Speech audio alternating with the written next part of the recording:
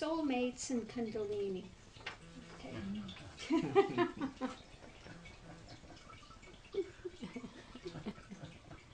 I don't believe in soulmates. Okay.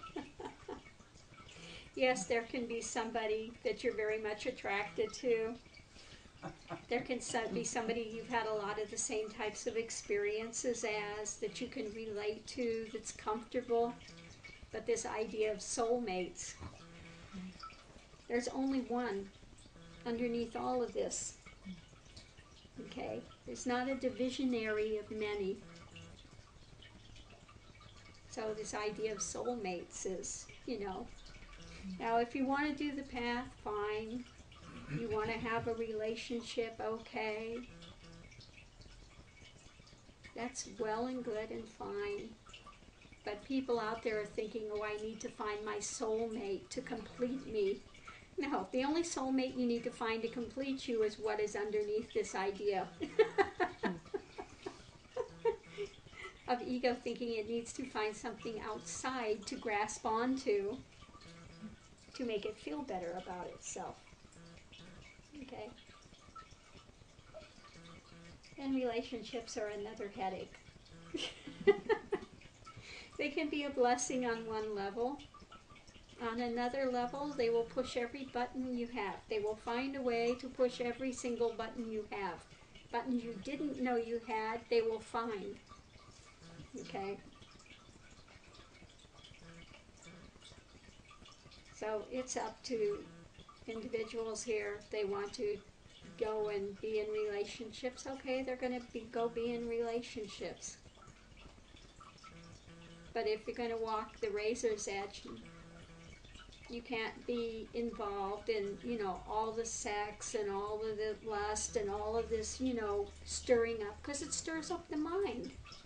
It just simply does. It keeps the mind stirred up.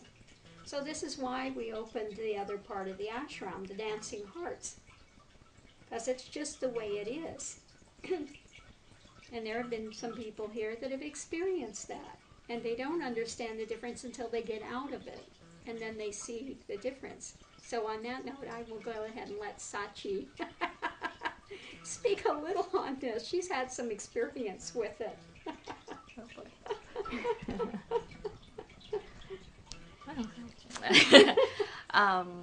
Yeah, I was in a marriage, and my ex-husband, was on the path, and he actually was activated.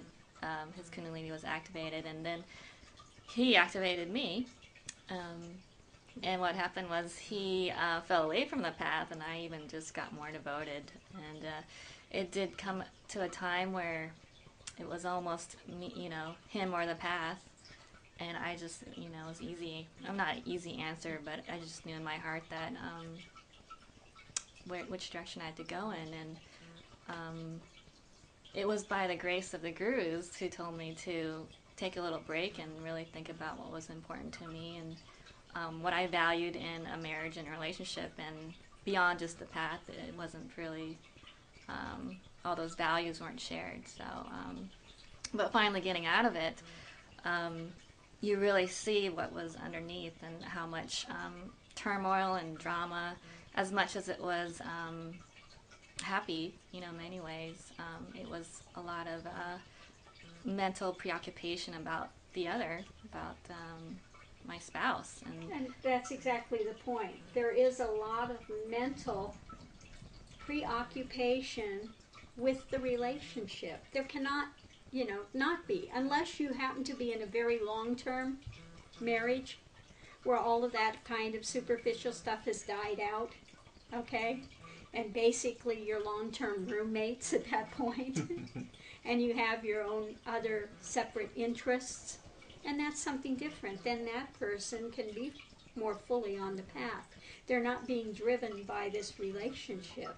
But people that are in the new, bud of romance and this and that, that's where their mind is. Their mind is really, I don't care how much they want to say the path is first.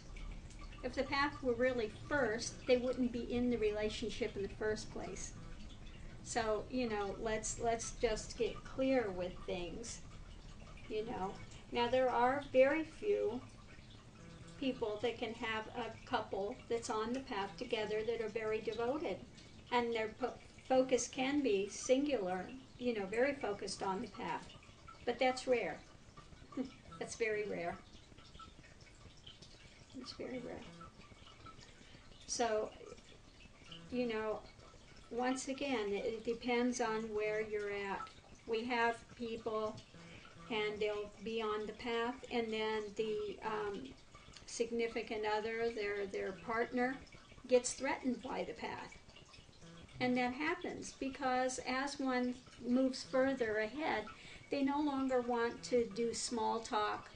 They no longer want to be so involved in all these externals that were so wonderful when you were a couple, new couple, and, going into these things. So they'll begin to feel threatened by the path as one is pulling away into yourself, rather than being so focused and externalized on the other. So this is another reality that comes along. And again, why Dancing Heart was put into place. So it's less stringent than the Razor's Edge group. And this is the reason why. Okay? So that people can be in these relationships.